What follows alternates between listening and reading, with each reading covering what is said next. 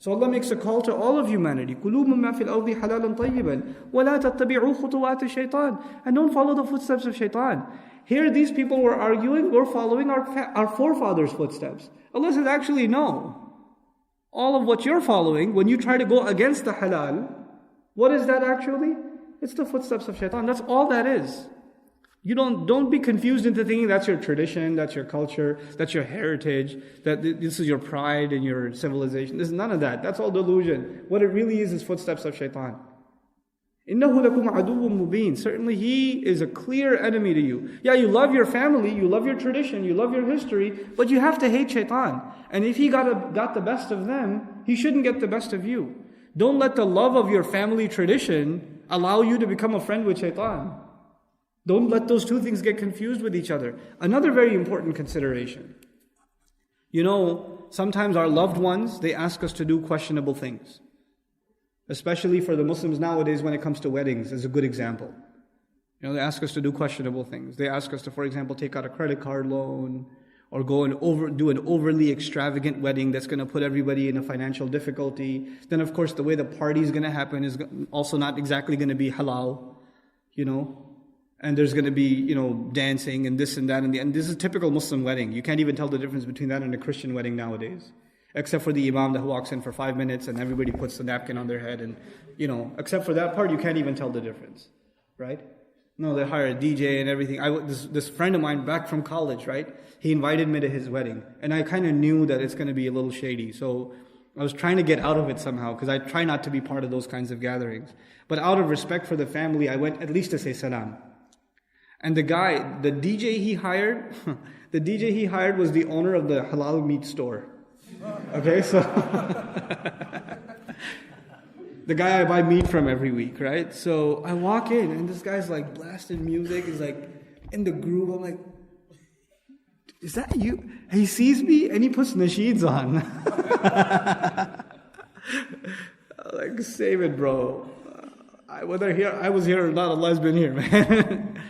You know, and he's just like avoiding eye contact. I'm like, yeah, no, this is too awesome. But this is like, you know, and this is at a Muslim wedding, right?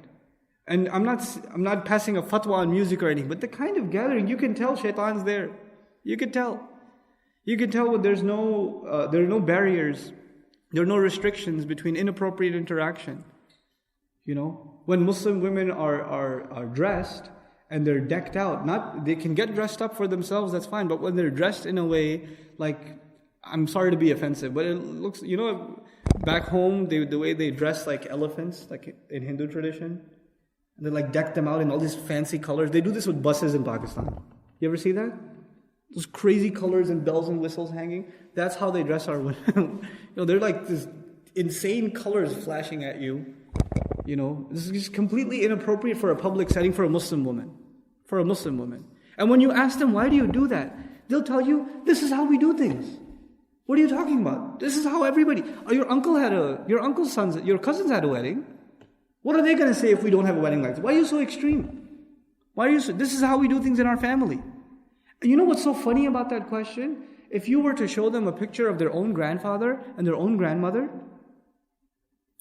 grandpa's got a big old beard, and grandma, you can't even see her face. Her face is like the chadar is hanging over the head. You can barely see her face. They're completely modest. I was like, what family tradition are you following? Even these same people that have become so, you know, forward-thinking, they call themselves, right? They've become so forward-thinking. Even in their tradition, go a couple of stages back, couple of generations back, you'll find Islam. They've abandoned tradition. What they call tradition is a joke. What tradition is that if not Hindu tradition for us? You know, one of my teachers, Dr. Israr Ahmed rahimahullah, one of the most painful experiences of his life, he describes it. He was invited also to a wedding.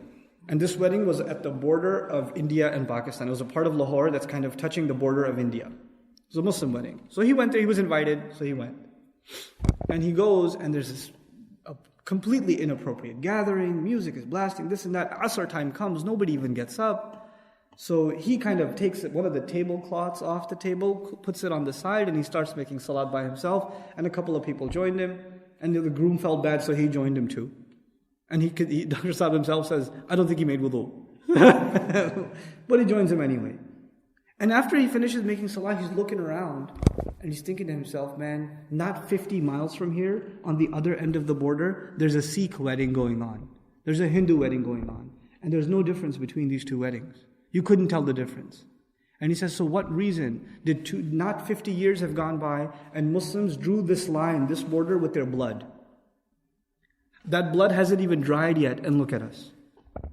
There were 2 generations ago, Muslims were staying up all night in countries like Algeria, in countries like Pakistan, in countries like, in Egypt, all over the Muslim world that were occupied by foreign powers.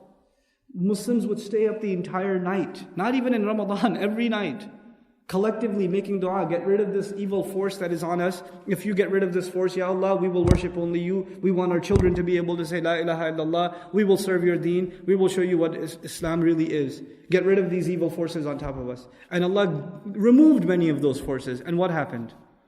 What loyalty did we show Allah? This is the same exact thing Bani Israel had done, by the way. Bani Israel asked Allah for relief from oppression. And then Allah gave them freedom and then said, let's see what you do. Let's see when you get power, let's see how you hold on to power. Let's see what you do with that power. What have the Muslims done? What do we have to show for ourselves? SubhanAllah. We love talking about politics. Before you talk about bringing about change in the political spectrum, how about we talk about our family situations? How about Islam in the family? And our extended families. Those of you guys that are sitting here in the masjid, probably most of you, you're the weirdos in your family. Right? Most of your families are like, they think religion is a joke. And you guys are extreme, you've lost your way.